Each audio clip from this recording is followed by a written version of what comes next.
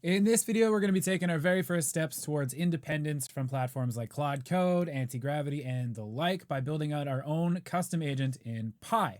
I'm going to tell you exactly what Pi is, why it's worth consideration, and how to get it set up. This is less a tutorial because I haven't done it yet myself. We're going to be doing that together. More about why this is so important and why it goes along with what we've been talking about on the channel for a little while. Let's dig in. Okay, so here we are on pi.dev, and I think the most important place to start would be what the heck is Pi?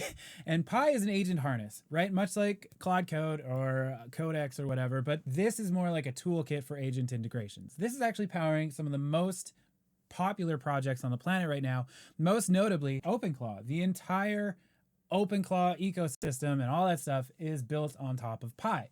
So very much unlike Claude Code and OpenClaw, Pi is designed to be minimal. The idea being that you can customize this to match your use case specifically, rather than all the extra bloat that you would get from downloading OpenClaw or Claude Code. You had just what you need and nothing else. And it's tailored specifically for the way that you work with AI agents.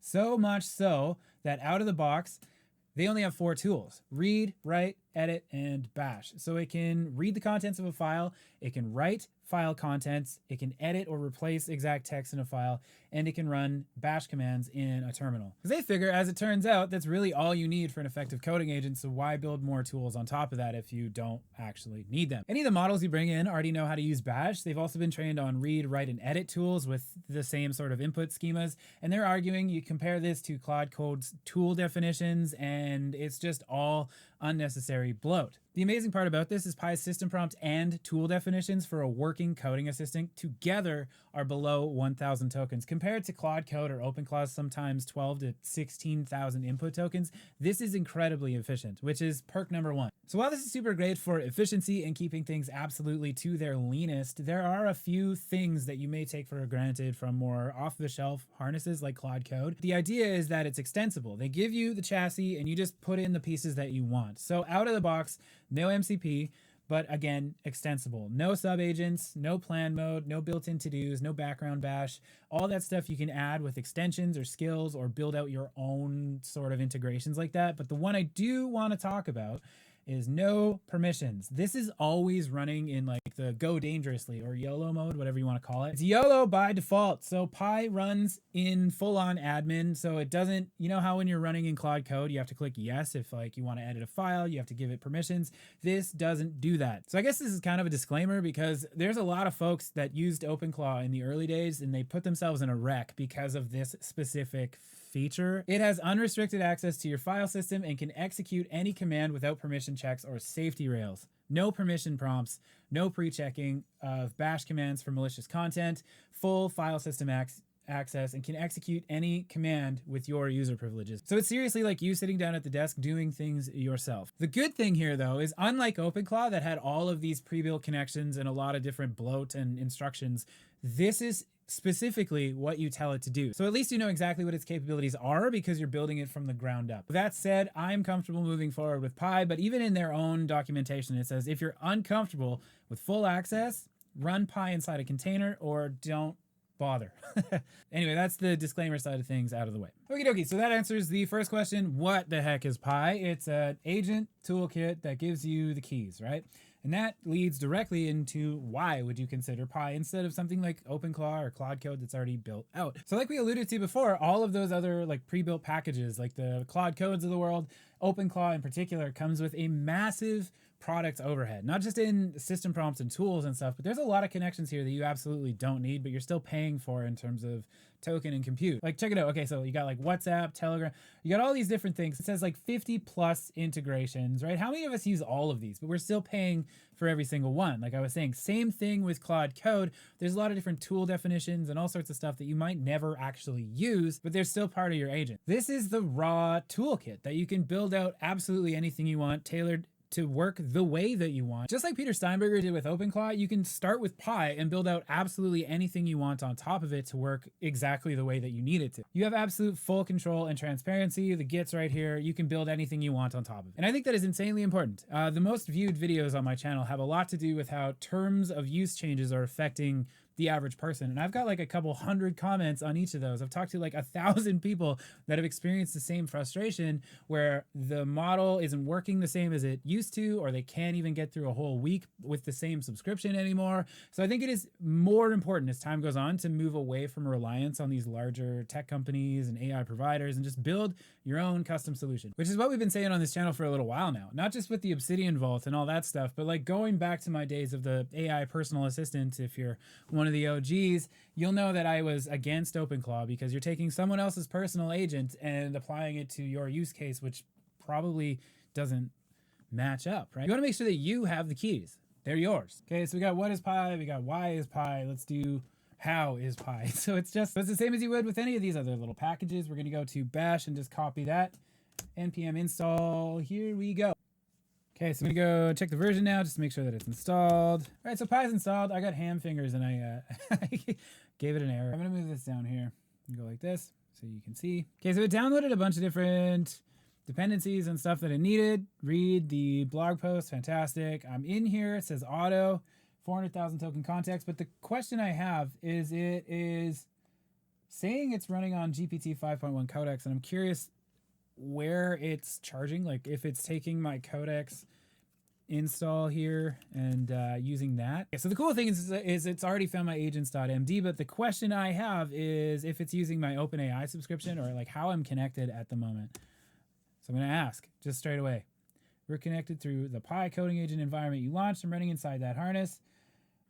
Found it. Okay, so it is actually pulling from my OpenRouter API key automatically in my OS environment variables, which is sick. I'm going to double check that actually right now. So that is really interesting. I've got OpenRouter API key in my environment variables, and Pi picked up on that immediately.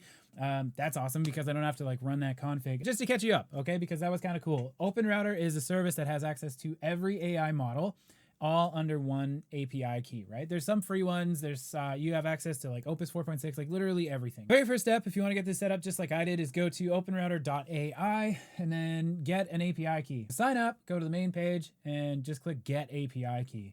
You're going to get your API key, and then you're going to put it in your system environment variable like so that you never, ever, ever, boop, it'll look like this on Windows. There's another way to do it with Mac. It's also very easy, but you never have to have them in a file that could be shared on GitHub, or let's say you're making YouTube videos and it accidentally sneaks in there and you have to like, you know, rotate your entire shit, right? So you go to, whoop, you go to create and you type it in, be like and subscribe, which would really help me out. If you look at my analytics, it says that only 5% of you guys are actually subscribed to the channel. So if you take a second right now to like and subscribe to the video, that super helps me out. I'll also give you an opportunity to see more of the content that I put out like this, and you can learn some more. Right, anyway, so we're gonna go create, boop, boop, boop, and then I'm gonna go and take this key and save it, just like I said.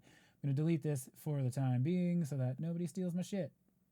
There you go. Okay, so that's how you get your OpenRouter API keys. I'm probably gonna end up using the Pi agent to build the Pi agent, but the cool thing here is that you can do that essentially. That's my favorite part. Yeah. So what I'm gonna try and do is I'm gonna try and log in with my OAuth provider, which is Codex at this point. Anthropic, GPT Plus, browser window should open. Where? Copy this and go check this out. Oh, okay. So that worked. I couldn't do through my DuckDuckGo browser because of probably pop-up blockers or something like that. So lame. I had to use my default web browser, but here we are. So now I'm using my Codex subscription instead of my OpenRouter, which is sick. But I should be able to swap models. There you go. So I can use any of these. Okay, that's sweet. It goes through Codex and OpenRouter. Amazing. Wow. Okay, so here we are set up. Bare bones tools. It's just reading my agents.md. So it does know how to behave. Now I really want to get this customized though, right? Let's like build this out to make it like awesome. I think what I want to do is see how it loads off of cold start. What are we going with?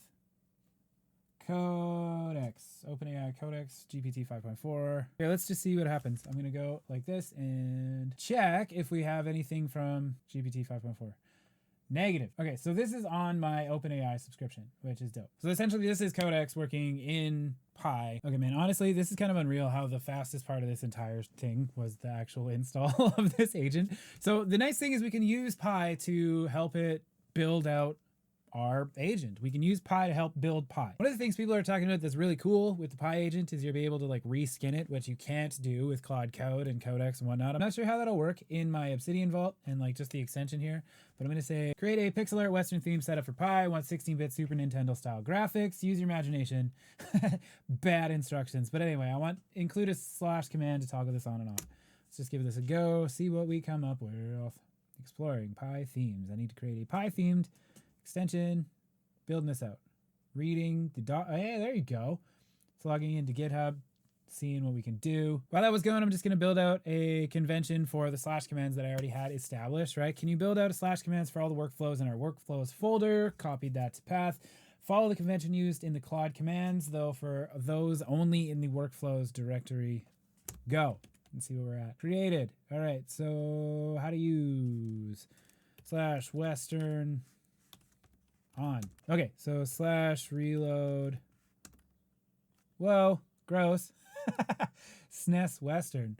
Sunset Bytes, Cactus. I'm not sure what that is, but it did it. There you go. All right, delete all things Western mode.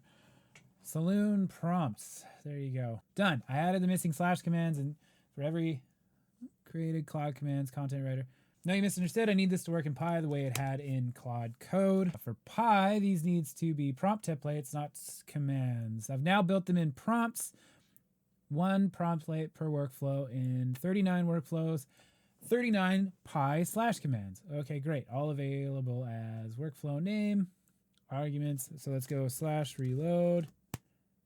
Oh, dude, check it out. Okay, so it actually turned all of these into sick project prompts, which are skills. Okay, so add captions, all that stuff. So let's go / add captions. Dope. Okay, so it brought in all of my skills as / commands with Pi. All right, so the state of affairs right now is I'm going to spend a lot of time building this out and whatever, but as it is, this is one agent hub for my Codex subscription and my OpenRouter config with all of my / commands and hooks and stuff brought into the same place, which is dope. So I'm going to build this out and take a look at some of the packages that are available. I'm really interested in changing the UI so that I can maybe like dig into sub-agents and have like different writing modes and content creation and that kind of thing.